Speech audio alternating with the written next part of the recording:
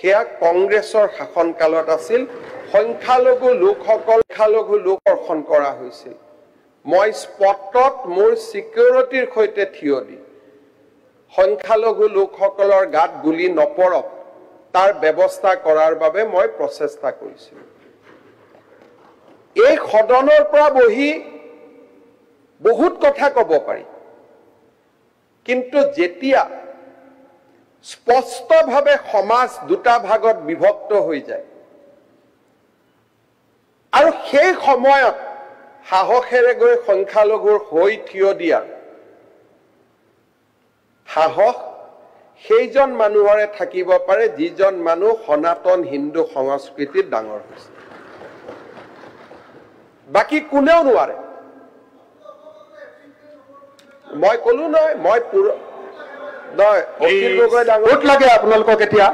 কাৰো ভোট নালাগে এবাৰ আহিছে 26 আহিছে আপোনাৰ কথা বদলিছে এই ভোট খেলিব আপোনাৰ কথা বদলিলে 26 আহি গ'ল আপুনি অলপ আগতে কৈছিলে বোলে এপিছমেন্ট নকৰো আপুনি শুনি লওক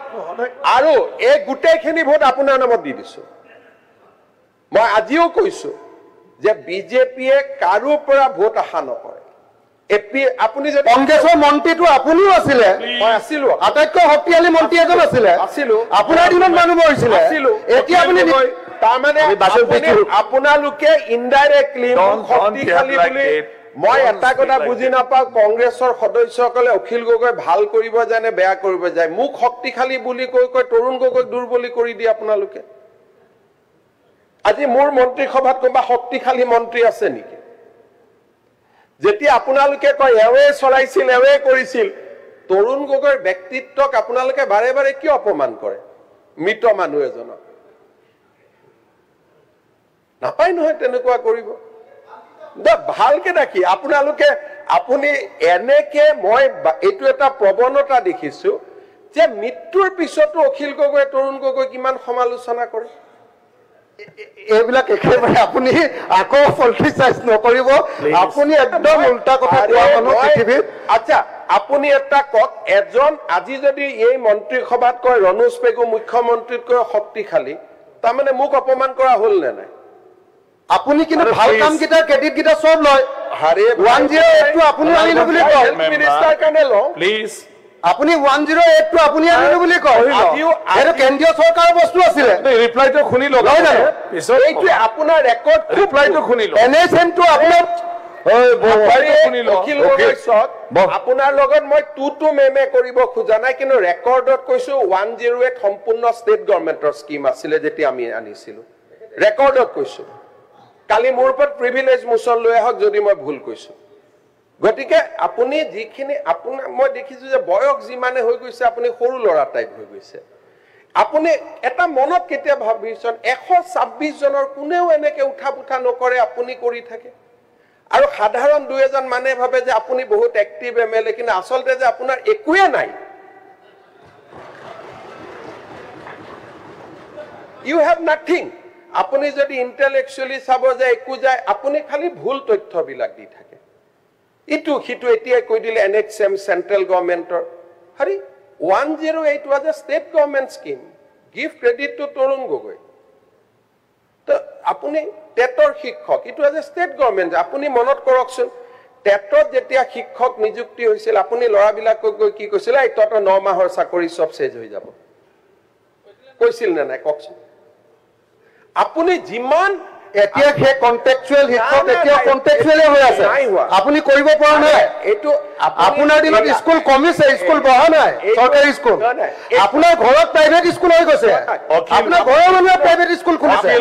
প্লিজ যেতিয়া কোনেও একো কৰিব নোৱাৰে যেতিয়া এজন মতা মানুহ খুব দুৰ্বল হয় তেতিয়া তেওঁ মাইকী মানুহক আক্ৰমণ কৰিব আৰম্ভ কৰে আপোনাৰ মই যদি কয় আপোনাৰ পৰিবাৰে বিবৰা কলেজত কেনেকে চাকৰি পাইছিল মইতো আজিলৈকে কোৱা নাই গতিকে কব লাগে চ্যালেঞ্জ এইটো সময়ত আপুনিও চ্যালেঞ্জ ঠিক আছে এই দিনাখন ইন্টাৰভিউত মই আপোনাক আগত কওঁ আপোনাৰ পৰিবাৰতকৈ চোকা ছোৱালীক পিছ পেলাই থৈ চাকৰি দিয়া হৈছিল পেপাৰত ওলাইছিল ৰেকৰ্ড আছে মই আজি চ্যালেঞ্জ ইজ একসেপ্টেড আন্দোলনকাৰী চেণ্ডেল পিন্ধা আন্দোলনকাৰী মানুহ এজনে যেতিয়া চানমাৰীত মাটি কিনে সেই প্ৰশ্নৰ উত্তৰ কোনে দিব কওক বিপ্লৱ আপোনাতকে মোৰ শ্ৰীমতীয়ে বেছি দৰমহা পায় কৈ আছো আপোনাতকে মোৰ শ্ৰীমতীয়ে বেছি দৰমহা পায় অকল পলিটিক্সৰ পৰা যিমান প্ৰপাৰ্টি অসমত হৈছে অসমত কোনো মানুহ হোৱা নাই আপুনি যিমানে মোক গালি পাৰিব অখিল ভাই শুনক অখিল গগৈ ডাঙৰীয়া এইটো ভগৱানে বিচাৰ কৰিব বিপ্লৱ শৰ্মা কমিটিত মোৰ নাম নাই আপোনাৰ নাম আছে মাননীয় অধ্যক্ষ মহোদয় মই লিষ্টখন আপুনি এপিএছচিৰ লিষ্টখন আপুনি দিয়ে কথাখিনি স্যাৰ ভাল লাইনত হ'ব লাগে এপিএছচি কেলেংকাৰীত আপুনি জড়িত কিন্তু আপোনাৰ নাম নাই সম্পূৰ্ণ নহয় স্যাৰ যিমানটা ডিফামেশ্যন কেছ হৈছে আপুনি কোৰ্টত গৈ মোৰ পুলুকা মাৰিছে এইটো পেপাৰে লিখা কথা মই লিখা কথা নহয় বুলি মই আপোনাৰ ওপৰত যিমানটা ডিফামেশ্যন কেছ দিছো আপুনি দিয়া ইনফৰমেশ্যন দেখে হোৱা নাই চলি আছে এতিয়া মাননীয় অধ্যক্ষ মহোদয় পইণ্ট অফ অৰ্ডাৰ ছাৰ এক মিনিট অধ্যক্ষ মহোদয় আপোনাৰ ওপৰত মই যিমানটা ডিফামেশ্যন কেছ দিছো আপোনাৰ উকিলে গৈ কোৰ্টত কৈ এইকেইটা মই কোৱা নাই বুলি অন ৰেকৰ্ডৰ পৰা কৈছো হাউচ কমিটি এখন গঠন কৰি দিয়ক কমিটিখনে পৰীক্ষা কৰি লওক মই কলো নাই আপোনাৰ সাহসে নাই কোৰ্টত গৈ কথা কোৱা আপুনি সাহসে ডকুমেণ্টখিনি দি দিয়ক কোৰ্টত মই কৈছিলো কি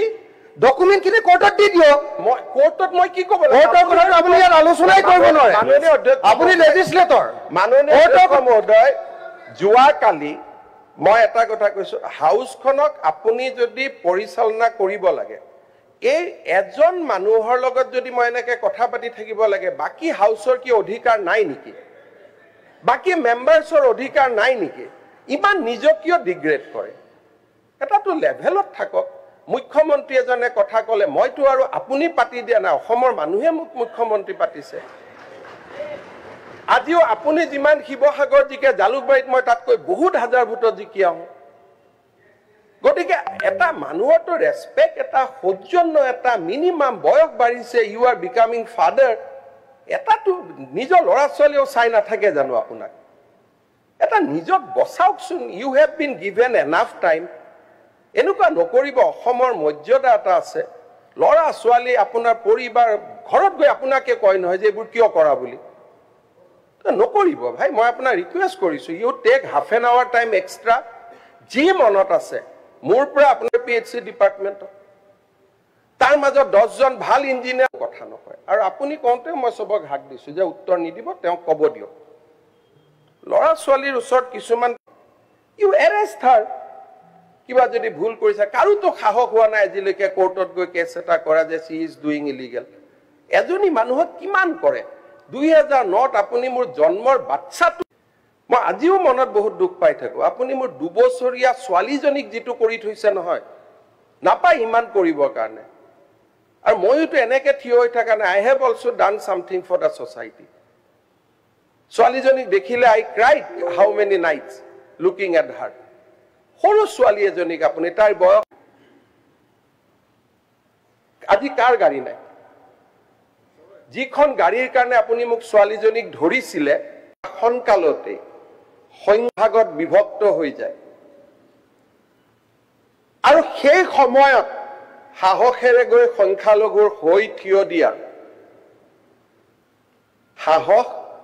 সেইজন মানুহৰে থাকিব পাৰে যিজন মানুহ সনাতন হিন্দু সংস্কৃতিত ডাঙৰ হৈছে বাকি কোনেও নোৱাৰে মই কলো নহয় মই ভোট লাগে আপোনালোকক এতিয়া কাৰো ভোট নালাগে এবাৰ আহিছে 26 আহিছে আপোনাৰ কথা বদলিছে এই ভোট খেলিব আপোনাৰ কথা বদলিলে 26 আহি গ'ল আপুনি অলপ আগতে কৈছিলে বোলে আপুনি শুনি লওক আৰু এই গোটেইখিনি ভোট আপোনাৰ নামত দি দিছো মই আজিও কৈছো যে বিজেপিয়ে কাৰো পৰা ভোট আশা নকৰে আপুনি যে কংগ্ৰেছৰ মন্ত্ৰীটো আপুনিও আছিলে মই আছিলো আটাইতকৈ শক্তিশালী মন্ত্ৰী এজন আছিলে আছিলো আপোনাৰ দিনত মানুহ মৰিছিলে এতিয়া আপুনি তাৰমানে আপোনালোকে ইনডাইৰেক্টলি শক্তিশালী বুলি মই এটা কথা বুজি নাপাওঁ কংগ্ৰেছৰ সদস্যসকলে অখিল গগৈ ভাল কৰিব জানে বেয়া কৰিব যায় মোক শক্তিশালী বুলি কৈ তৰুণ গগৈক দুৰ্বলী কৰি দিয়ে আপোনালোকে আজি মোৰ মন্ত্ৰী সভাত কোনোবা শক্তিশালী মন্ত্ৰী আছে নেকি যেতিয়া আপোনালোকে কয় এৱে চলাইছিল এৱে কৰিছিল তৰুণ গগৈৰ ব্যক্তিত্বক আপোনালোকে বাৰে বাৰে কিয় অপমান কৰে মৃত মানুহ এজনক নাপায় নহয় তেনেকুৱা কৰিব ভালকে দেখি আপোনালোকে আপুনি এনেকে মই এইটো এটা প্ৰৱণতা দেখিছো যে মৃত্যুৰ পিছতো অখিল গগৈ তৰুণ গগৈ কিমান সমালোচনা কৰে এইবিলাক একেবাৰে আপুনি আকৌ পলিটিচাইজ নকৰিব আপুনি একদম উল্টা কথা কোৱা মানুহ